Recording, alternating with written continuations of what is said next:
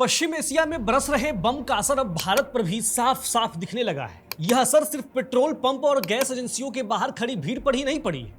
इसका असर सेंट्रल दिल्ली और 7 लोक कल्याण मार्ग पर भी पड़ा है। यह असर इतना गहरा है कि पीएम मोदी भी अब सदन से लेकर सभा तक सिर्फ एक ही बात रिपीट करते हुए दिखाई दे रहे हैं। पीएम लगातार कह रहे हैं कि संकट की घड़ी में टीम इंडिया की तरह काम करना होगा। संकट चाहे कितना भी बड़ा हो, भारत की तेज ग्रोथ बनाए रखना हम सभी का दायित्व है। हमें इसके लिए हर जरूरी कदम, हर जरूरी रिफॉर्म्स तेजी से करते रहने होंगे। ये राज्य सरकारों के पास बहुत बड़ा अवसर भी है। ये टीम इंडिया की भी बहुत बड़ी परीक्षा है। पीएम लोगों से यह अपील कर रहे हैं कि इस संकट की घड़ी में हमें एकजुट रहना होगा। अभी पीएम यह सभी अपील कर ही रहे थे कि पेट्रोलियम मंत्रालय ने एक और नोटिफिकेशन जारी कर दिया। यह नोटिफिकेशन जब से आया है अपने साथ कई सवाल भी साथ लाया है।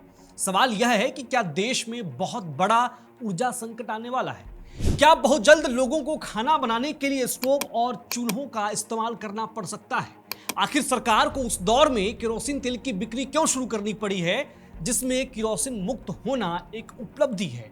तो आज की इस रिपोर्ट में इन्हीं तमाम सवालों का जवाब ढूंढने की कोशिश करेंगे और आपको बताएंगे कि आखिर क्या है पेट्रोलियम मंत्रालय का वो नोटिफिकेशन और पीएम क्यों कह रहे हैं देश को एकजुट रहने के लिए। नमस्कार, मेरा नाम आशित प्रकाश है और आपने देखना शुरू कर दिया है विट्टी चोखा। खबर यह है कि रविवार को पेट्रोलियम मंत्रालय ने एक नोटिफिकेशन जारी किया जिसमें कहा गया कि अब घरों तक केरोसिन की आपूर्ति सुगम बनाने के लिए पेट्रोलियम सुरक्षा और लाइसेंसिंग नियमों में अस्थायी ढील दी है। सरकार ने सप्लाई आसान बनाने के लिए 60 दिनों के लिए सार्वजनिक वितरण प्रणाली, जिसे पीडीएस भी कहते हैं, कि नियमों में ढील दी है ताकि जरूरतमंद परिवारों तक तेल समय पर पहुंच सके। पेट्रोलियम मंत्रालय के नोटिफिकेशन के अनुसार अब राशन की दुकानों के साथ साथ पेट्रोल पंप पर भी केरोसिन मिलेगा। इंडियन ऑयल, भारत पेट्रोलियम और हिंदुस्तान पेट्रोलियम जैसी सरकारी तेल कंपनियां चुनिंदा पेट्रोल पंपों पर केरोसिन मुहैया कराएंगी। यह खबर जितना सामान्य दिखता है उतना है नहीं। जरा आप सोचिए कि केरोसिन तेल का इस्तेमाल आप पहले किस काम के लिए करते थे। जब आप यह ध्यान से सोचेंगे तो आपको यह जवाब मिल जाएगा कि सरकार किस विकल्प पर काम कर रही है और क्यों कर रही है। जब हर तरफ खबर यह चल रही है कि दुनिया में ऊर्जा संकट है और उसी बीच आपकी सरकार केरोसिन की बिक्री के लिए नोटिफिकेशन जारी कर दे, तो समझ जाइएगा कि संकट बड़ी है जिससे सरकार अवगत है। खैर, अब आइए आपको बताते हैं कि सरकार केरोसिन की बिक्री पर जोर क्यों दे रही है। पश्चिम एशिया में जारी टकराव के बीच सरकार ने एलपीजी किल्लत की संभावना को देखते हुए यह कदम उठाया है ताकि रसोई गैस की कमी के बीच लोग केरोसिन का इस्तेमाल कर सकेंगे और स्टोव पर खाना बना सकेंगे। सरकार ने यह फैसला अमेरिका, इजराइल और ईरान संघर्ष के कारण लिया है। मिडिल ईस्ट में जारी जंग के कारण भारत में गैस, पेट्रोल, डीजल की कमी है। सरकार ने साथ ही यह भी स्पष्ट किया है कि केरोसिन की आपूर्ति केवल घरेलू उपयोग जैसे खाना पकाने और रोशनी के लिए की जाएगी ताकि इसका दुरुपयोग रोका जा सके। इन बदलावों के तहत सार्वजनिक क्षेत्र की ऑयल मार्केटिंग कंपनियों द्वारा संचालित चुनिंदा पेट्रोल पंप को केरोसिन स्टोरेज और डिस्ट्रीब्यूशन की अनुमति दी गई है। जिस पेट्रोल पंप को इसके लिए चुना जाएगा वह अधिकतम 5000 लीटर तक केरोसिन स्टोर कर सकेगा। इसके साथ ही केरोसिन वितरण प्रक्रिया को सरल बनाने के लिए लाइसेंसिंग नियमों में भी ढील दी गई है। पीडीएस डीलरों और अधिकृत एजेंटों को कुछ शर्तों के तहत लाइसेंस संबंधी प्रावधानों से अस्थायी छूट दी गई है जिसमें घरों तक केरोसिन की आपूर्ति को आसान बनाया जा सके। चलिए अब आपको बताते हैं कि देश में गैस और पेट्रोल का कितना स्टॉक है। देश में तेल आपूर्ति को लेकर फैल रही आशंकाओं को सरकार ने खारिज कर दिया है। पेट्रोलियम मंत्रालय ने एक बार फिर से साफ किया है कि भारत में तेल की अभी कोई कमी नहीं है और हालात पूरी तरह नियंत्रण में है। मंत्रालय के अनुसार भारतीय तेल कंपनियों ने अगले 60 दिनों के लिए कच्चे तेल की आपूर्ति पहले ही सुनिश्चित कर ली है। देश की सभी रिफाइनरियां 100% से अधिक क्षमता पर काम कर रही है। पेट्रोलियम मंत्रालय ने कहा है कि कुछ देशों द्वारा नेशनल एनर्जी इमरजेंसी घोषित किए जाने के बावजूद भारत को ऐसे कोई फैसले लेने की जरूरत नहीं है।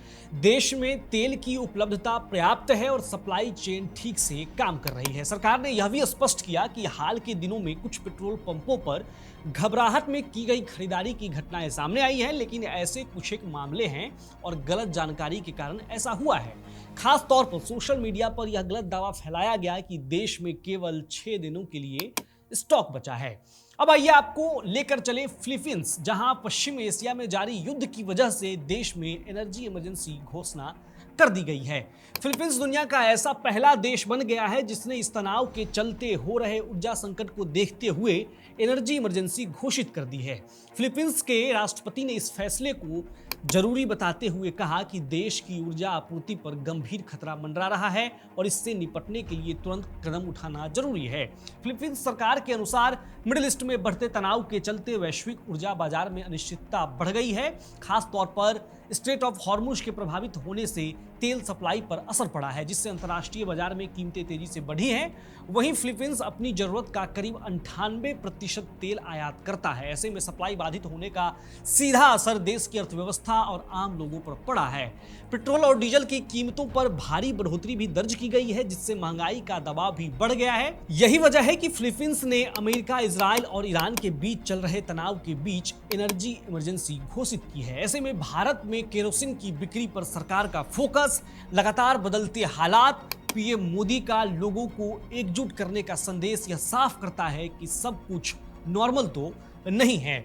और नॉर्मल नहीं है ये सब कुछ पता चलता है पीएम के भाषणों से। जिस तरह से पीएम सदन से लेकर सभा तक लोगों को एकजुट रहने के लिए, टीम इंडिया की तरह काम करने के लिए कह रहे हैं, और सरकार की तरफ से लगातार जो है दिशा निर्देश दी जा रही है और अब केरोसिन की जो बिक्री को लेकर जो बातें कही गई है, ऐसे में यह कहा जा सकता है कि अंदर खाने कुछ तो पक रहा है। सरकार के पास बहुत कुछ इनपुट है जिसके मद्देनजर डिसीजन लिए जा रहे हैं। तो आज के इस रिपोर्ट में मैंने आपको यह बताया कि पेट्रोलियम मंत्रालय का जो नोटिफिकेशन है वो क्या है, क्यों है और किस चीज को देखते हुए वो फैसला लिया गया है। पीएम का लगातार टीम इंडिया की तरह काम करना, एकजुट रहने के लिए कहना, ये सब कुछ क्या कहता है। अब आप बताइए, आप क्या सोचते हैं इस रिपोर्ट पर? आपको क्या लगता है केरोसिन बिक्री के बाद और जिस तरह से हालात बदल रहे हैं, और भी क्या कुछ संभावनाएं आपको लग रही हैं? अपनी राय कमेंट बॉक्स में लिखिए, चैनल को सब्सक्राइब कीजिए और देखते रहिए वीटी चोखा।